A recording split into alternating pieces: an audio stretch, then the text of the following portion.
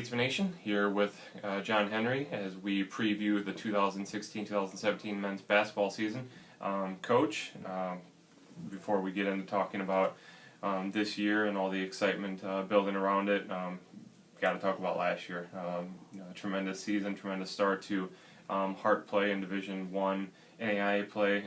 So I guess let's just recap that a little bit and then we'll bust into this year. Won a co-championship with the Hart regular season, which was phenomenal in our first year. I didn't know if that could be done, yeah. And it did. It was a tough road. You know, we played 22 conference games. It's hard to keep that intensity for that long. Yeah. So I was really proud of that. And then we won the conference tournament too, and extremely happy with that because we had to win 2 road games. Right. One at Peru and one at Mid-Am, so I don't know if anybody could have done that, and we did it. And then to advance all the way to the Elite Eight, losing to a really good Georgetown team, it was a very gratifying that we were playing our best ball at the end of the year. Mm-hmm. And I'm going to miss a lot of those guys. We had some phenomenal players. Yeah. 2 All-Americans, and I think 3 or 4 of them are playing professionally. So it's going to be hard to replace those guys. Definitely. But you've got a sheet in front of you that I'm guessing has a few good names on there. I'm going to be looking down at my sheet a lot because we do have so many new faces. It's not that I don't know their names. Right, I just don't want to leave anybody out or forget anything. So definitely. Like I said off camera, however you want to start talking about these guys. Well, we have a lot of let's go with returners. The headliner of our returners is Jarvis Haywood. Averaged just under 15 points a game last year. He came in at semester, which is really hard to do.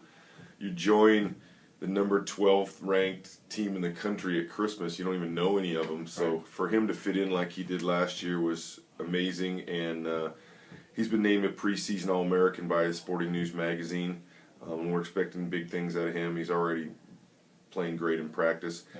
Kevin Smith saw, I think he started 6, 7, 8, 9 games at point guard for us last year.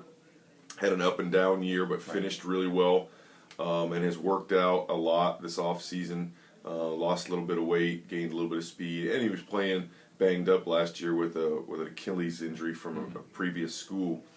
So he can really go. He'll probably be our starting point guard. And Nick Jeffries is back. Will be a 3-year letter winner. He's a junior. He's already lettered as a freshman and sophomore. Put on some more weight. Is in really good shape right now. And Nick is always a great role player. Other than that, we've got Rufus Williams and T.J. Cunningham were both on the team last year. Saw very limited action, but did gain experience in practice finishing the year. So those are our returners. Right. That's it. Yeah. We do one I forgot. Charles Knowles is back as well, but Charles didn't finish the season on the varsity team, so he's kind of starting over, and we're very pleased with where he's at now as well. Great. Like I said, a long list of new guys that I've seen in the gym, and a lot of new faces I don't have any idea who they are. But yeah, at this point, we're practicing with about 22 guys on our varsity, and we won't dress 22. We'll have to make some tough decisions here in the weeks to come. So I'm probably not going to mention everybody, but I'll name a couple of the guys that I know will be tremendous contributors. Yeah. But that's not to say somebody else might as well. So exactly. I don't want anybody's feelings getting hurt. Right. Torrin Jones, 6'9", 235-pound senior, transfer from Fresno State, averaged 10 points and 8 rebounds there. They won the WAC and went to the NCAA tournament. Torrin is. We were discussing it yesterday. Coach Foster, Coach Detweiler, myself. Who's the best? Just pure athlete we've ever had here, and he's in the discussion. Yeah, that says a lot. He can run, jump, catch. He wins our sprints at 235 and 6'9". He's really bouncy. Got a great personality too. He's going to be fun to work with. His buddy Lionel Ellison, also a transfer from Fresno State, 6'3", 205, point guard. But with having Kevin here, Kevin Smith, we have to find a way to play them both and play them both at the same time. It's a little reminiscent of 2013 with James Devlin and Blake Walker. Yeah. Lionel has a bigger body than Kevin, just as Blake had a bigger body than James, so we can kind of move them around. One shoots a little better than the other. Yeah. It's very reminiscent. They're both very fast, though, and I can't just play them at the point guard. They have to play together because they're too good not to. Sure. Couple other names I'll throw out there. Corbin Medley and Evan Drake. Evan Drake is a guard, 6'2", 180 out of McCook Community College, played for Coach Brandon Linhart out there, who was my assistant for a long time. And Corbin Medley out of Rogersville, Missouri, is a transfer from North Arkansas Community College. So they can really shoot it, both of them. Capable of playing multiple positions, both about 6'2", 190, 185. Smart kids, very high IQ. Looking for them.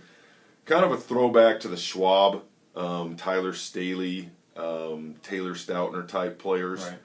Right. Brandon Trotter is a phenomenal athlete, just like Torrin Jones. Brandon is a 6'7", 205, originally from Louisville. He played at Cincinnati State, where Brandon Beasley came from. So, you know, he's an amazing athlete, another good personality to have around. He's been banged up the first 4 or 5 practices with a concussion. Today we're expecting him to get back in at full speed, and you know, he's good. Both Torrin and Brandon are way above the rim.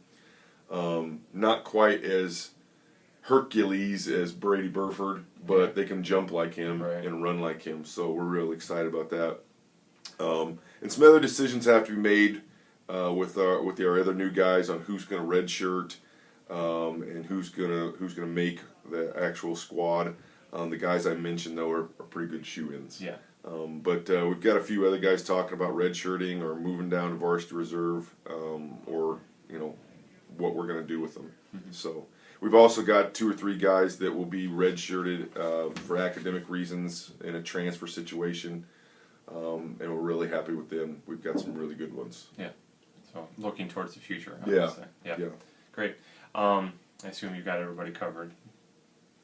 As far as you can think of. Yeah, as far as I want to go, anyway, because like I said, we still got a lot of roster decisions to make, and I don't want to look back on this interview, 3 months from now, and I talked about somebody who wasn't with us, or didn't talk about somebody who was, so I'm just going to leave it at those players. No, definitely. And go from there. Yeah, short and sweet. As far as the schedule goes, it's pretty much heart. 26 outside of 4 games. And 4 non-conference. It's really easy to talk about our non-conference this year. We've got Central, Christian of the Bible, Iowa Wesleyan. We renew our rivalry with Iowa Wesleyan, and you can look this up. I think I have before. Iowa Wesleyan was the very first team William Penn played in men's basketball like 111 years ago. That's probably true. And that's good to have them back on the schedule, even if it's just for a short time. Right. And then we go to the Columbia Thanksgiving Classic, where we'll play Mo Baptist and Columbia, a rematch with Columbia in our Sweet 16 matchup from last year. And that's it. The rest is conference. The rest is conference. I actually voted against playing everybody round robin because I believe in the intensity of conference, and I just think it's very hard to keep that for 26 contests. It's like talking about 162 baseball games. The fact that we're doing it though could be fun just because we're only doing it for this year for now anyway. Next year we go to divisions with play everybody in your division twice and everybody in the other division once. Right. I'll be able to tell you which one I like the best next year, after next year. Yeah. But I guess it is a novelty to be playing everybody that many dang times. I mean, you're going to know everybody quite well. Everybody's going to know everybody. Yeah, you have to know that it's a marathon, not a sprint. Yeah, I definitely think, in looking at this format, it's definitely the cream will rise to the top. When it's all said and done, I would think. I mean, the teams that can just fight through all the adversity and get through the marathon, like you said. I think last year we started like 6-0, 7-0, and you could get excited last year. Yeah, but you knew you start 6-0, you have 20 games left. You cannot fall back on anything until you're deep into the 19s or early 20s. Yeah, exactly. Regarding the Heart, so switching over, just talking about those 26 games and the 14 teams that make up the Heart. Mid-American Nazarene. Peru State shared the title with you guys last year. Peru lost their best player in Corday Sims, and Mid-Am has some losses as well, just like us. But I guess, preseason picks for the teams that will be at the top in the conference? You know, I haven't been in the league long enough to really comment on it that much. Right. Obviously, Mid-Am is a powerhouse, and Yeah. Prue last year was fantastic. They lost a lot.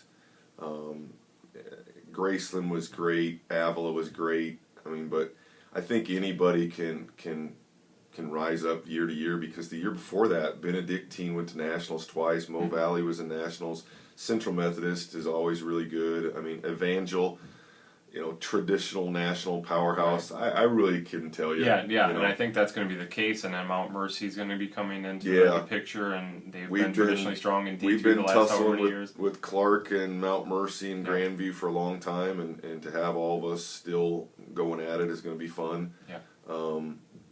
Get some of the old restaurants when we went to Clark Right. and Mount Mercy back. Right. We're building our new traditional places in the heart last year, and hopefully I can be here long enough to have those type of traditions in the heart like we did in the MCC. Right. And it was a good start. Yeah. Last year was a good start, and we didn't have hardly any problems, with any of the teams or arenas. We were but people were nice to us, and Yeah. it was great. It was great. It's been a good transition. Definitely.